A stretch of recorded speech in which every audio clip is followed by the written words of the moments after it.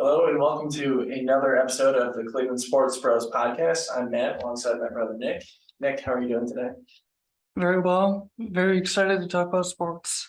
Yep, so we're going to talk a little Guardians, a little Cavs, and a little Browns. Of course, unfortunately, as our audience is aware, the Guardians lost a heartbreaking series in Game 5 against New York. This team, as we talked throughout the year, early on in our first few episodes, it was about the playoff push and can we make the playoffs? Can we make the wild card? It always seemed like winning the division was possible, but definitely a stretch. And we were, if you go back and listen, really just hoping for a wild card spot, one of the three. They were unbelievable down the stretch, and I think it's tough to say that this year was anything but a success for this young team. Of course, would have loved to see them win, but really excited about the future of this team. So, Nick, do you want to give a recap of what happened? Yeah, so even before the playoffs had begun for the Guardians, in their last 26 games played, they finished with a record of 20-6. There were some points down the stretch, mostly when they were tied up with Minnesota and the White Sox, where they were even behind both teams in the division by a few games, at 1.5. But they ended up with a 20-game lead in the division, followed by the White Sox and the Minnesota Twins. They took that division title into the wild card, swept the Rays in 2 games, and we knew it'd be tough against the New York Yankees, facing great hitters like Aaron Judge. They took it to 5 games, had a 2-1 series lead with a chance to complete the series win in Cleveland. They were not able to get that done, but what a tremendous season, as you pointed out. Looking forward to the future. Yeah, for sure, and certainly hope that they can keep. Francona sounded in his post game that he was absolutely coming back next year, and we certainly hoping he's going to be here for the long haul. Of course, would love to see them win under any management, but especially under the future Hall of Famer Terry Francona. And Nick, what do you think about this offseason? Do you think they'll sign any of these young guys to long-term contracts? I'm not so sure if they'll make any moves. We will certainly hope so. That's not always easy to do, but if I had to pick just one player from, let's just say, the lineup, I would go after Stephen Kwan. He's they're all young, but very talented. I think they found their leadoff batter for the future, not just as a hitter, but he's got a great eye at the plate and he can really get in the pitcher's head. And we saw, even though it didn't amount to much in Game 5, he led off the inning, but top of the first with a leadoff single. They just couldn't get him in, but he was on the Guardians side, the star of the ALDS. Yeah, I think so as well. Another star would be Oscar SpongeBob Gonzalez, who I would love to see them lock up as well. Another young, energetic player who had a lot more power in the minors, but this year not as much in the majors until later in the year. He kind of started hitting for power a little bit more. So if he can hit for even more power, he's going to be much more dangerous. And I know that a lot of fans want to see the Guardians pick up, another bat or two would be great. And I think that they can hopefully do that without even having to break the bank. So, that a lot of upside for this team. And, it's sad the way it ended, but I think they outperformed all expectations and really looking forward to seeing what they can do in the future. So we're going to move on and talk a little bit about the Cavs. Cavs had their first regular season game last night. Nick, do you want to update us on that? Definitely. It was also their first regular season game with their new star uh point guard Donovan Mitchell, who they acquired from the Utah Jazz. And uh Donovan led the uh Cavaliers in scoring with 31 points. He finished with 2 rebounds and 9 assists. And at one point, at the end of the third quarter, the Cavaliers led uh, by 6. And at the beginning of the fourth, they led by 8, 84-74, or 76. My apologies.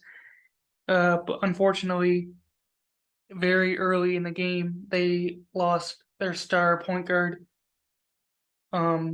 Darius Garland, who it was a weird injury. He kind of got poked or hurt in the eyelid, and he had to come out for the remainder of the game. He really only played 13 minutes, and I think I think that may have hurt the Cavaliers down the stretch, and they fell short, losing to the Raptors 108-105. But it was close. They're a scrappy team. I think of them as the guardians of the NBA, and they'll be a fun team to watch. Yeah, so unfortunate that they lost, and you hate to see Darius go down. Hopefully, he's not out for too long. It could have been worse, right? But they can have him take his time and come back to it. There's no rush at this point. But can't wait to see Darius on the floor more than 13 minutes with Donovan Mitchell. And this young team with this young core. Jared Allen is young, and of course Evan Mobley. The big question is, can he take another step from his rookie season? He took a big leap even from college to his rookie season, and if he can take another step to year two, the Cavs can, I think, very potentially, I think likely be a top 4 seed if they all just play their potential. Would love at a minimum for them to avoid the playing games, and that would certainly be a step forward. But a lot of basketball to be played, so definitely looking forward to watching them. So talking about 2 exciting teams, we were excited about the Browns to start the season. Less much now, but they're not completely out of it. Sitting at 2-4, they need to get their act together, and they need to do so quickly, starting this weekend against Baltimore. Nick, what do you think of that matchup and where they stand in the playoff push? Yeah, 2-4 is not what we had hoped coming out of the first 6 weeks of the NFL season. I understand that we knew going into it we weren't going to have our star quarterback. Jacoby Brissett has performed probably at the level you would expect. Didn't want to put all the blame on him. Many fans are still questioning why Nick Chubb hasn't received the amount of touches that they believe he should be getting. I believe he only had 12 carries in the last game. I do not know the total amount of yards, but that's just I know when you're facing Bill Belichick, who is a future Hall of Fame coach and can adjust to any offensive scheme, that's just not acceptable on Stefanski's part. He needs to find ways to get Chubb and Hunt the football. Many fans are worried that down the stretch, even this season, we could lose Kareem Hunt in a trade. We'll see where that goes, but the run game needs to be more involved, I believe. Yeah, I completely agree. It's just unacceptable that Nick Chubb, who I think is by far the best running back in the league, period, end of story, only got 12 touches. I know they got down, but they were tied. Or I'm sorry, they weren't tied. It was a close game at halftime, and even still after the Patriots scored early in the third quarter, still a close game. There was no excuse to only get 12 carries. And it just seems like almost every third down, Chubb is running off to the sideline, shaking his head, And I can't blame him. And also around the goal line too, he's very often taken out of the game. It just is mind boggling that we have the best running back in the league. And it's almost like Stefanski is afraid to use him. I don't know what they're protecting him for. Nick Chubb's built for this. It's his job. He loves to do it, and he's the best in the world at it. And they're not utilizing him nearly enough. And it's frustrating. It's frustrating for fans, and certainly frustrating for Nick Chubb. And I imagine all the other players in the locker room too. Yeah, and like I said, you want to win as a team. As great as Chubb is, there's no I in team. But I think if Chubb were more involved, not just against the New England Patriots, but in other games like the Falcons, the Chargers, the Browns could have had a greater chance to win games that they probably should have come away with a win. And moving to a different subject of the Browns that I think is very hard to watch, particularly in the game against the Patriots. So many mental mistakes. I saw a punt return that was fumbled that New England got. They instantly turned it into a touchdown. Then, of course, you get the ball back again.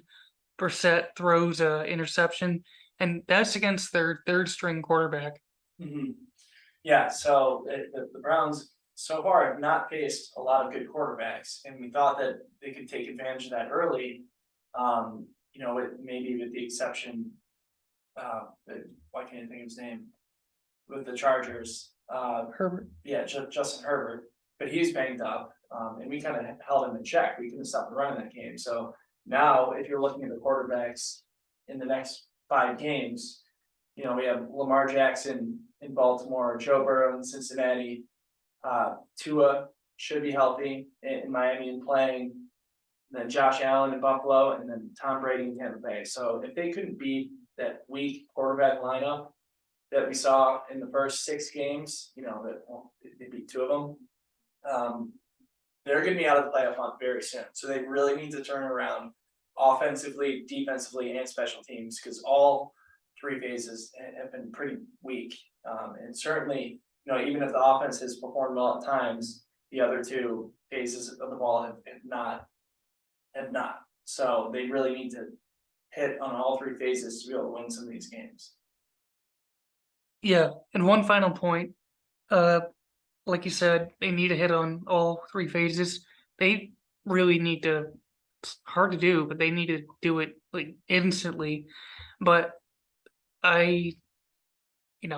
it's gonna be challenging. But if they can beat the Ravens and the Bengals, doesn't matter if it's by 1 point or 10, they will be in first place, because they will, even if the records are identical, they will have beaten or have the better record in the division. Yeah, very good point. So it's as bad as it has been at times, and it's been very bad. They're not out of it, but they need to win, and they need to win Sunday, and they need to win the following Sunday.